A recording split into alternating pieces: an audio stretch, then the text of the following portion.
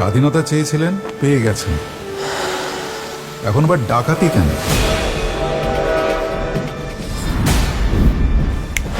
চোর ডাকাতের করিছে বিচার।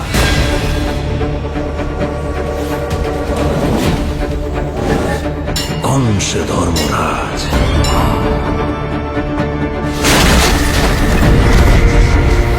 জিজ্ঞাসা কর বিশ্বজুড়িয়া, খেদায় দোষবাজ।